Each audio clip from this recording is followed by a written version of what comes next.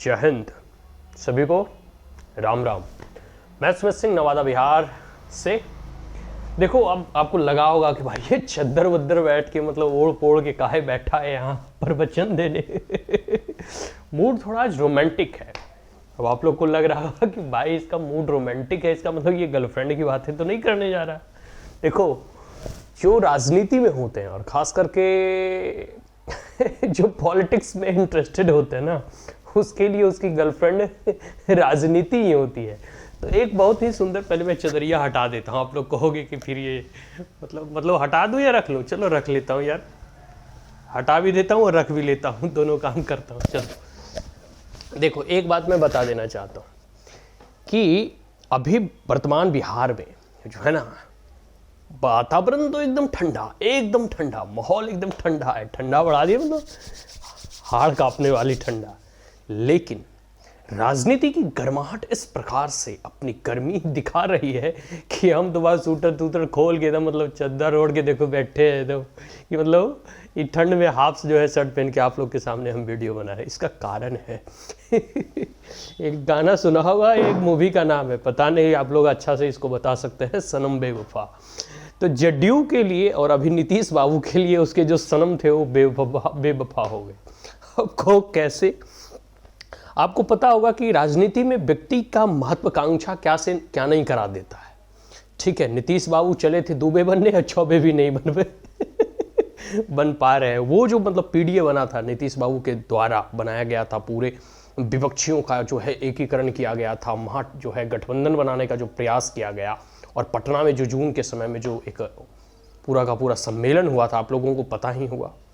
उसके बाद नीतीश बाबू को जो विपक्षियों ने दरकिनार करना शुरू किया ना, आज रिसेंटली ममता बनर्जी के सानिध्य में जो दिल्ली में हुआ था जमघट, उसमें भी नीतीश बाबू को तरजीह नहीं दिया गया। चाहे कि बेंगलोर में हो, महाराष्ट्र में हो, अन्य जितने जगह भी हो रहा है, वहाँ हर जगह जो है नीतीश बाबू को धीरे धीरे साइडलाइन कर दिया जा रहा था। वो उतना चिंता का विषय नहीं था, क्योंकि उनको भी मालूम था कि जो है वो प्रधानमंत्री पद के दावेदार नहीं बन पाएंगे इतने विपक्ष पार्टियों के और नेताओं के रहते हुए। लेकिन सबसे बड़ा दुख जो बताया ना कि सनम बेवफा, वो कहानी कब जो है यहाँ आती है कि जब उसके जदयू के अभी राष्ट्रीय अध्यक्ष ललन बाबू उनसे जो है दगाबाजी करने पर जो है तुल गए।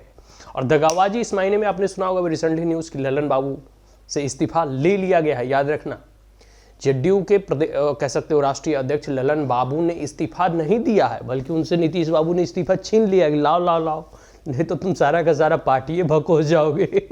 और इसके साथ साथ प्रधानमंत्री तो क्या, जो हमारे मुख्यमंत्री की कुर्सी है उसको भी तुम खा जाओगे। तो वही सनम बेवफा वाली जो है कहानी हो गई। तो आप लोग को लगा हो कि भाई ये तो आज स्मितवा जो है पूरे रोमांटिक मूड में होगा, ये 1 जनवरी आ रहा है, अपनी गर्लफ्रेंड वगैरह के बारे में बताएगा। भाई ऐसा कुछ नहीं है, ठीक है। मेरा रोमांटिज्म जो है ना राजनीति ही है। तो बिहार की राजनीति में ये हुआ, वर्तमान परिदृश्य की बात करूँ, ये कुछ 2-4-6 महीने की अगर घटना की बात करूँ, तो जब से नीतीश बाबू एनडीए छोड़कर मतलब बीजेपी छोड़कर वो जो है आरजेडी से जाकर मिले, ठीक है, तो उसके बाद क्या हुआ कि लालू यादव देखो राजनीति के एकदम पुराने खिलाड़ी हैं, ठीक है। हालांकि नीतीश बाबू भी पुराने खिलाड़ी हैं, दोनों एक ही कॉलेज से निकले हैं, ठीक है। तो दोनों एक दूसरे के बारे में जानते हैं कि कौन कहाँ जो है शतरंज के दोनों जो है ना एक ही कॉलेज में जो है वो खेल सीखे थे। तो दोनों को पता है कि कौन सा चाल कौन कब चलने वाला है, ठीक है। तो ये लालू यादव को लगा था कि हम दोबारा सत्ता में आ रहे हैं, नीतीश बाबू को मुख्यमंत्री भी बना रहे हैं। तो ऐसे तो लालू यादव है नहीं कि मतलब ऐसे ही दे दिए, कुछ तो उसने भी सोचा होगा ना भाई। तो अगर आप आंकड़े दिखाओगे ना, मतलब अगर देखो हर एक लोकसभा हो या राज्य की विधानसभाएं हो, कोई किसी को भी मुख्यमंत्री वगैरह बनना होता है, तो आधे से भी एक सीट जिसके पास होती है वो उस प्रदेश का मुख्यमंत्री या फिर प्रधानमंत्री उस देश का बन जाता है। तो वर्तमान में अभी 243 से 44 ही, आप 244 से मान के चलो, तो 120 या 122 सीटें अगर रहेगी बिहार विधानसभा में, जिस भी पार्टी को, या तो उसकी अपनी पार्टी का हो या पूरे के पूरे उसकी गठबंधन या उसके जो भी अलाइड उसके सहयोगी दल होंगे उसका समर्थन से प्राप्त हो। तो 20-21 मतलब 120-21-22 अगर सीटें रहीं, मतलब या फिर विधायकों का समर्थन रहा, तो बिहार में उसकी सरकार बन जाएगी।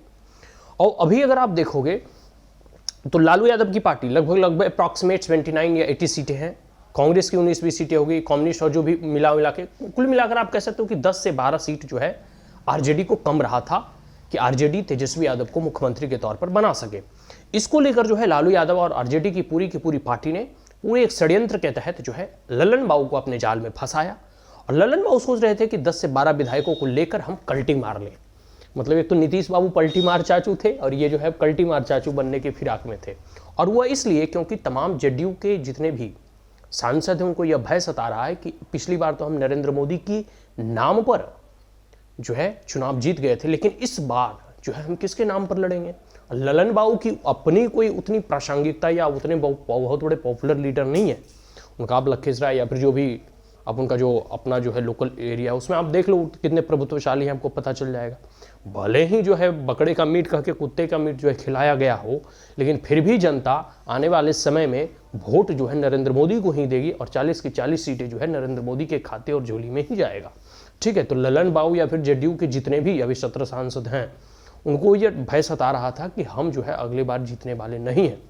इसको लेकर जो है लालू यादव भी सोच रहे थे कि भाई तुम लोग जीतोगे नहीं तो तुम हमारे खेमे में आ जाओ, 10-20 जो है विधायक लेके, और तुम राष्ट्रीय अध्यक्ष हो पार्टी की जो है गतिविधियों में कह सकते हो ना कि होता है ना कि कभी कभी कोई मेंबर्स या कोई पार्टी पॉलिटिक्स के जो भी लीडर होते हैं वो पार्टी विरोध गतिविधियों में संलिप्त होते हैं तो उन्हें जो है अध्यक्ष जो है निष्कासित कर देते हैं पार्टी से। तो ये पूरी षड्यंत्र बना था कि 10-12 विधायकों को ललन बाबू आप निष्कासित कीजिए, उसके समर्थन से जो है हम जो है कह सकते हो बिहार में हम तेजस्वी यादव को मुख्यमंत्री बना देंगे और नीतीश बाबू का सुपड़ा साफ हो जाएगा। Direct clean bowled. तो नीतीश बाबू ने जो अपने सनम को बैठा रखा था ना वो बेवफा निकली।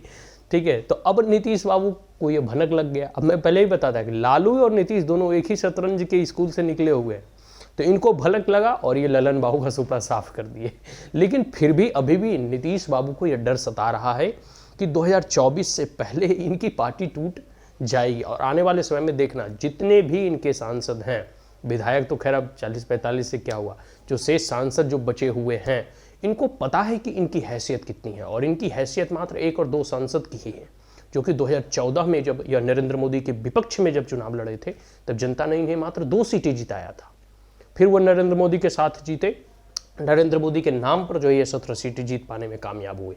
और आप 2024 का परिणाम देख लेना, 40 की 40 सीटें एनडीए घटक और जो भी एनडीए के अलायंस होगा जो बीजेपी के साथ होगा उन्हीं पार्टियों को बिहार की जनता जो है देगी। और ऐसे नीतीश ललन बाबू चलो आज का दिन बड़ा ही रोमांटिक रहा, मजा आ गया। और कहते हैं आप देखो ना पूरा का पूरा देखो, अभी तो ये जो है 24 जैसे जैसे नज़दीक आएगा ना, ये तो कुछ अभी टेलर है, अभी तो पूरा फिल्म बाकी है। 24 आने दो। जेडीयू के आधे से अधिक विधायक और आधे से अधिक एमपी एनडीए के पक्ष में हमेशा था और रहेगा। और सबसे बड़ा एक और प्रश्न है कि क्या इसके बाद नीतीश बाबू फिर कल्टी मार कर एनडीए में आएंगे? तो बाबू अब नीतीश बाबू के लिए बीजेपी और एनडीए में कोई जगह और वैकेंसी खाली नहीं है। और अगर वो आते हैं तो इस बार मुख्यमंत्री बीजेपी का बनेगा। इस बार हम जो है ये तय करेंगे कि जो कॉमन मिनिमम प्रोग्राम है वो क्या होगा। ठीक है, तो नीतीश बाबू या तो अपनी पार्टी को बचाएं या अपने सीएम की कुर्सी बचाएं। कहा जाए मारी चमन में करत बिचारा, दोनों तरफ से मरण हमारा। वही हाल अभी वर्तमान नीतीश बाबू का है कि ना इधर के रहे ना उधर के रहे। दूबे बनने के चक्कर में चौबे और छब्बे भी नहीं बन पाए। ठीक है, तो आने वाला समय जो है बड़ा ही इंटरेस्टिंग होगा। और मैंने कहा था ना वातावरण में माहौल ठंडा है लेकिन राजनीतिक परिदृश्य में बहुत गर्मी बढ़ गई है। और वह गर्मी जो है ना जैसे जैसे 2024 के लोकसभा चुनाव और नज़दीक आएंगे और समीप आएगा यह गर्मी और दिन प्रतिदिन बढ़ते जाएगा। तो आप लोग इसका आनंद लें। अगर अच्छा लगा हो तो भाई लाइक और सब्सक्राइब कर देना। नरेंद्र मोदी का भी देखो यूट्यूब चैनल है, अभी वो विश्व में सबसे प्रसिद्ध नेताओं की श्रेणी में सबसे अग्रणी है। और हम भी बीजेपी और नरेंद्र मोदी को सपोर्ट करते हैं। So vote for BJP and support for Narendra Modi. और हमारे चैनल को सब्सक्राइब करो, अच्छा लगे तो शेयर करो। बाकी आप सभी को जो आने वाले समय में मतलब 2024 में हम अगले दिन आपसे मुलाकात करेंगे। हो सकता है ये वीडियो जब तक अपलोड हो या जब आप देख रहे हैं तो 2024 का आगमन हो चुका होगा। तो पुनः एक बार मैं जाते जाते सुमित सिंह नवादा बिहार बीजेपी मेंबर आप तमाम जो है नवादा वासियों और बिहार वासियों को नव वर्ष की हार्दिक शुभकामनाएं। जय हिंद, जय मां भारती।